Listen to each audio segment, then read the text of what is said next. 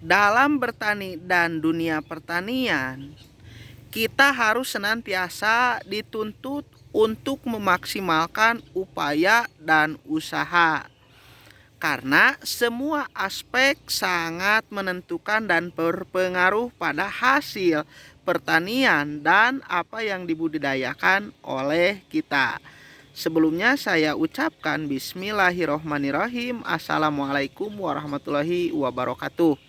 Seperti yang saya katakan di awal video, kita itu petani yang harus senantiasa selalu memaksimalkan usaha dan upaya, karena semua aspek sangat menentukan, baik pengolahan lahan, pupuk, pupuk kimia dan NPK, pemberian pestisida, pestisida yang dipakai, upaya yang dilakukan pencegahan OPT dan lain hal sebagainya. Salah satunya adalah pupuk dasar atau pupuk kandang. Itu yang akan kita bahas pagi ini bersama kawan saya yang di belakang tuh, Mas Riki Bomber Biru. Halo Mas Riki. Halo, selamat sore sahabat-sahabatku semua. Nah, Mas Riki Bomber Biru sedang mempersiapkan pupuk, mengatur alur kerja dan pekerja yang lain. Seperti yang saya katakan, semua aspek itu penting. Namun, kita hanya akan membahas tentang pupuk dasar yang sering dipakai atau dominan dipakai oleh petani hulu Sungai Citarum. Nah, salah satunya pupuk kandang. Ada berbagai pupuk kandang tentunya, dari mulai postal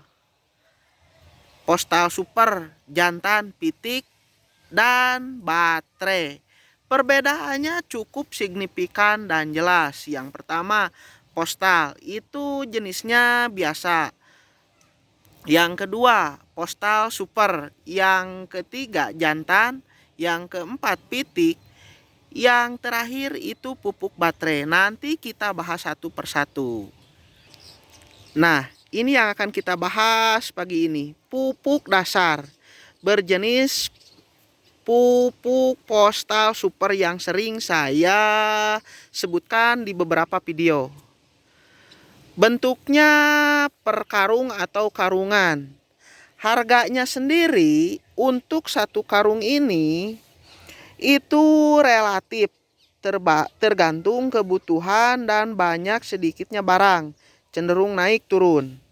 Nah, ini baru saya turunkan beberapa hari yang lalu. Saya diamkan dulu karena belum sempat keburu. Nah, kondisinya seperti inilah. Mas Riki memberi alur atau patokan sampai di mana pupuk dasar itu nanti kita ditabur. Nah, ini kakak saya, Mail. Kakak saya gini-gini, ini kakak saya. Walaupun mukanya ala kadarnya pas-pasan, tapi beliau tetap kakak saya. Nah, kakak. Nah, ini bentuknya. Ini yang disebut postal super. Jantan. Tentunya terbuat dari ayam atau kotoran ayam, tai ayam yang diberi dasaran sekam padi. Nah, hasilnya seperti ini. Bisa terlihat jelas. Nah, ini basah karena lembab atau kehujanan. Nah, ini ayam. Kotorannya seperti ini. Bentuknya seperti inilah. Seperti yang saya sering bilang, kita itu petani harus mampu beradaptasi dengan segala situasi dan kondisi, di mana kita senantiasa dihadapkan tentunya dengan salah satunya modal dan permodalan. Nah, ini lahan bekas kentang baru selesai dipanen 2 minggu lalu. Nah, ini tidak kita cangkul. tidak kita cangkul. Hanya saja langsung diberi pola seperti ini. Pola bergaris. Alasan kenapa tidak kita cangkul karena tanahnya sudah gembur. Nah, tuh. Sudah gembur. Tuh. Tuh, gembur. Nah. Tuh. Jadi kita harus mampu berhemat lah. Alasannya tanahnya sudah gembur. Jadi kita bisa sedikit banyak menghemat pengeluaran untuk operasional pengolahan lahan. Nah, kita hanya harus merapihkannya sedikit saja. Jadi kita rapihkan. Dari mulai pinggiran ininya kita rapihkan, pinggirannya kita rapihkan. Nah, tinggal kita rapihkan dan ratakan seperti ini untuk dasaran pupuk yang akan kita tabur. Lumayan bisa menghemat setengahnya dari biaya pengolahan lahan. Tinggal kita buang rumput-rumput jahat yang mungkin sewaktu-waktu dapat tumbuh kembali. Nah.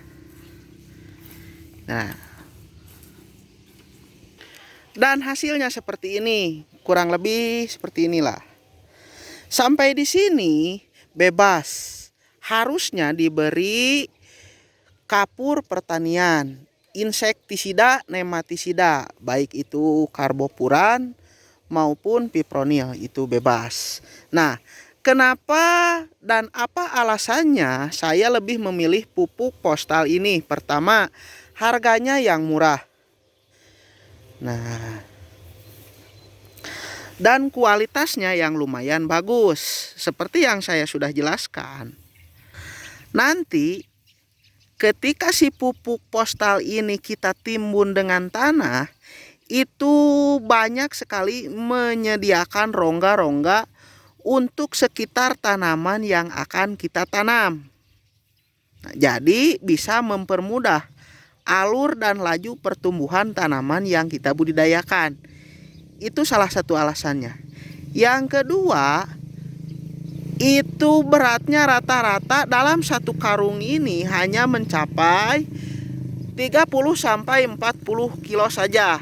Jadi mudah diangkut dan dipindahkan kemana sesuai situasi dan kondisi lahan yang akan kita tanam. Jadi kalau kita memakai ojek gunung bisa mencapai 8-10 karung dalam satu kali angkut. Beda dengan pupuk, baterai, jantan atau pitik. Itu biasanya berat. Itu alasannya, salah satu alasannya. Atau beberapa alasannya lah kita katakan. Alasan lain yaitu mudah diaplikasikan di lapangan. Karena pupuknya itu sendiri gembur. Seperti ini, gembur tuh. Jadi ngeunaheun di awur-awurna mudah kita aplikasikan. Jadi bisa diaplikasikan secara merata. Beda dengan pupuk baterai, pitik atau jantan yang murni hanya kotoran ayam. Nah, seperti ini. Tidak berbekas di tangan. Jadi mudahlah untuk dicuci. Tidak berbau menyengat seperti pupuk-pupuk baterai, jantan dan pitik. Mas Riki, iya satanggungan deui. Belum kelewat. Di belakang belum kelewat satunggungan deui. 2 karungan.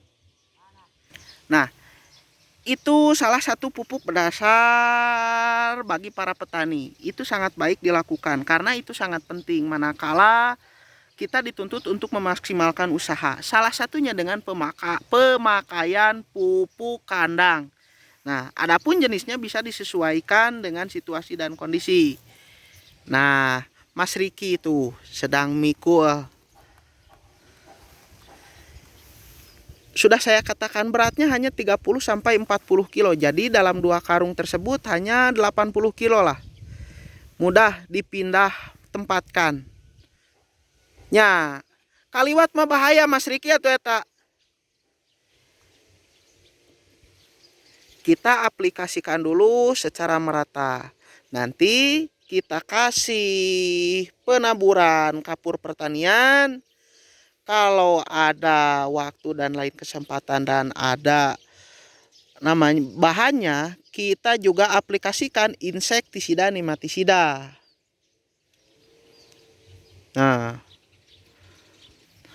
untuk banyak sedikitnya sendiri pupuk kandang yang kita berikan itu disesuaikan dengan tanaman apa yang akan kita tanam.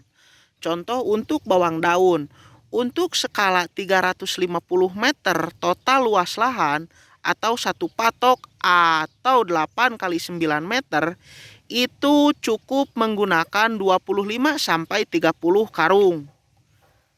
Nah, untuk kentang sendiri untuk ukuran tersebut bisa memakai 40 karung.